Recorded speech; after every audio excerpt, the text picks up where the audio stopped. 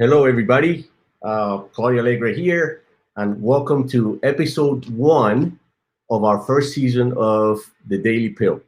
And this is an on-demand webcast sponsored by our parent company, Angel Home Care Services, featuring all kinds of practical advice and information on how to properly care for a convalescent loved one at home.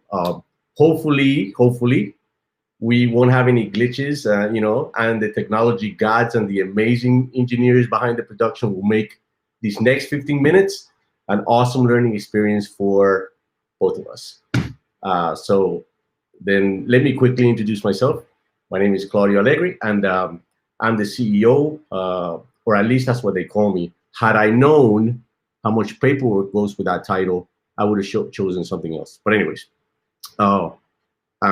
I'm the CEO at Angel Home Care Services, a home care agency that pretty much services the Dade County and Monroe communities in the South Florida area. I spend most of my time talking to family members about that are in need of direction and advice regarding the care of their loved ones, usually in the home care setting. The conversations take on sometimes on a broader type of subjects, but usually that's where I dance. That's where I live. I've been blissfully is that even a real word? No, blissfully. I've been blissfully married for 20 years to the love of my life. I have 3 boys, 18, 16, and 14. I have a cat named Charles. And I have a dog named Myla, and she is currently under heavy training. And if I could get her to stop digging holes in my backyard, I would be a very, very happy man. All right. So that concludes my long-winded intro. So let's get right to it. Let's get busy. Caregiving for a loved one. That it could be quite a daunting task, even if you know what you're doing. Because just like in other areas of our lives, we pick up bad habits and lazy fixes, crappy shortcuts, and what happens is instead of following a specific proven process, we go off the deep end and we make it messier than it needs to be. So in this episode, we're going to talk about the 3 critical mistakes that family caregivers make and how to avoid them for good. And by the way, even if this topic doesn't hit you right between the eyes, meaning you yourself are not going through a personal caregiving crisis, maybe somebody who is, maybe so if that's the case, share the link to the show with them, and I can promise you they're going to thank you for it, because we're going to cover, even though they're basic solutions, they're usually the ones that save people a lot of aggravation, pain, and suffering. And they'll thank you for it, right? So let's get right into it, and let's talk about mistake number 1. And by the way, you don't need to write anything down.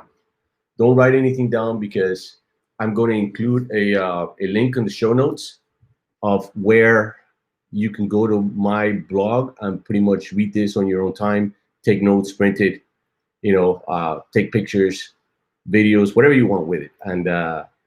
And so you don't have to write anything down. So mistake number 1, you're doing all the caregiving. I like to say that as far as family caregiving goes, decisions always trump conditions, right? And that's important to remember. Decisions always trump conditions. And what I mean by that is that, when you allow yourself to become a full-time family caregiver, you give up control, right? You give up control of the conditions around you, and you instead of leading with smart decisions, I know that sounds easier said than done, especially when you're going through a crisis. You're in the middle of it. But there are ways that you can become more proactive and less reactive. And that's kind of like, it's a human condition. It's tough, right? But uh, so caregiving at its best, it's not something that should destroy your life. It should be something that enhances it. The best caregivers are people that are they figure out a way not just to cope, but to thrive during those worst moments. And the other thing is that you're doing your parents or your loved ones or a spouse a disservice because you're not really giving them the care because you're burnt out, right? So you're not giving them the care that they deserve, and at the same time you're decaying, right? Little by little, you're burning yourself out, and that's not sustainable. So it's a lose-lose for everybody. It's a guaranteed ticket to either a hospital bed or even worse, right? And so that's very important to keep that in mind. And this doesn't mean that you have to advocate, right? Uh, in fact, to the contrary, the idea is to delegate smartly. And that brings us to the solution. So if the mistake is you're doing all the caregiving, then what's the solution? Well, I always see caregiving as a team sport, right? And if it's a team sport, then you have to build a team. And that's one of the first things that I'm always talking to families. And even when in our own families, right? My grandmother's 101. My paternal grandmother died of old, but of Alzheimer's and dementia, right? So as a family, we have a little bit of experience with that, but we're not exempt from feeling overwhelmed, just like anybody else would.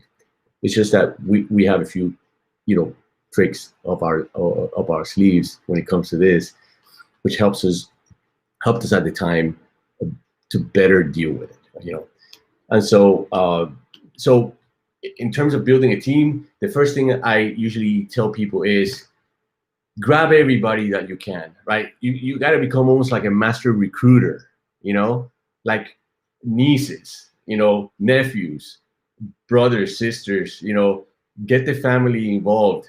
No one should have to bear with 100% of the responsibility of caring for a loved one. Be straight up with these conversations. Whoever can help you, great, right? If they can't, they can't. But you need to ask and be very specific in terms of when they can help you, how often they can help you, how consistent they can provide that help. It's a sales job at the end of the day, right? And it doesn't pay, So it's something that you have to almost, you have to be pretty good at to their sense of family, their sense of, humanity to help you, to take time after school, especially good for young kids, right? Teenagers. Nothing fills the soul better than being able to do something for somebody else at their worst moment.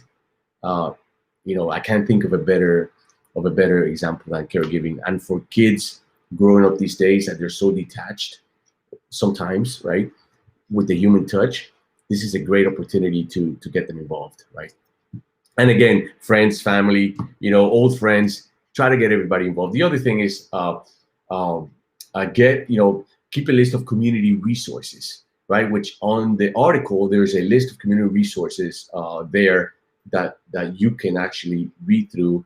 And in every county has an other affairs page with a huge amount of information. Just people don't know is there, right? You can also go to forums, but actually that's the second solution to the second step. Let me go back to recruiting. Talk to your doctor. Ask questions to social workers and case managers. Get involved with the people that know, like agencies. Like, for example, I spend an insane amount of time talking to families, whether they end up hiring me or not. It doesn't matter. It's information. They need information, right? because information, when it comes to caregiving, it's power, and power gives you choices, and choices gives you freedom, right? And that's never more valuable than when you're responsible for the care of somebody else, because then you have to really plan every day to a T, all right? And when you're super planned out, that gives you the freedom to do other things, right? Believe it or not. It's counterintuitive, but that's the way it works, okay? And so so again, be smart, build your team, do it in a way that doesn't come across like you're guilting people into doing it, and that it doesn't come across like you're begging, right? Do it in a way that that people are pumped to actually help you with this, because it's important to you, it's important to them, it's important to the family.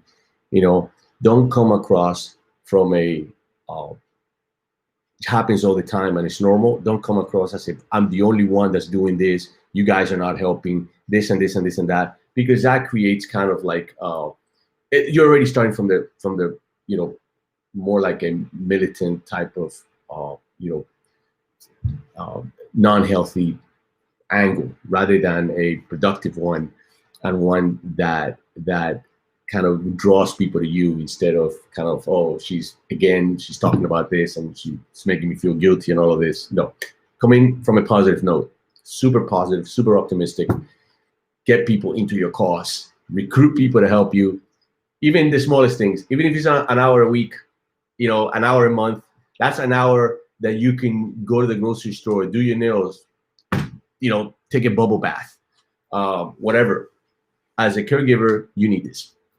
You need time for yourself. All right. So mistake number 2, not staying current with what's up in the caregiving space, new strategies, new things. And these are things that you need to pretty much keep in mind, because go to forums, talk to people, talk to other caregivers that are going through a tough time. All right.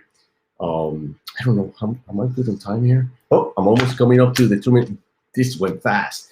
So look, mistake number 3 is, I'm going to have to time myself better the next time. Mistake number 3 is not knowing the difference between hire a home health agency and hiring someone directly. And by the way, there's no right or wrong answer to this. It is 100% circumstantial. 100% circumstantial. I don't have time to get into it. If you want to know a little bit more about that specific topic, you can reach out to me at any point in time. But just go to the link on the show notes for this article, and I break it down entirely there, because there's other articles that you can see there. And by the way, boy, this went faster than I thought. I guess I'm having a lot of fun here, because that's usually when time goes fast for me. So then for the next time, I'm going to talk about a topic that is going to be kind of overlapping to this necessary versus unnecessary frustrations, and how to deal with it. That's what I'm going to talk about next time. I really hope to see you again. This was great, and I got a minute left. I'm being prompted that I got a minute left. This is great. Like, that's like being in the cockpit of the plane, and I don't even have to land it. It's like I'm a passenger, but I'm actually have the front row seat. It's really, really super cool. It's got all kinds of widgets here. Yep, engineering, so let me know I got a minute left. All right, so I got a minute left. So you know what? I'm going to take pride in saying that I finished a few seconds before. Thank you, everybody. Thank you for listening. Remember, if you know anybody that is going through a caregiving crisis, please send them a link to this specific episode, and then they'll get everything else from here, the link to the article and all that. All right, so awesome. Thank you. Take care, and I'll see you next week at the same time, 7:30, right here. Take care.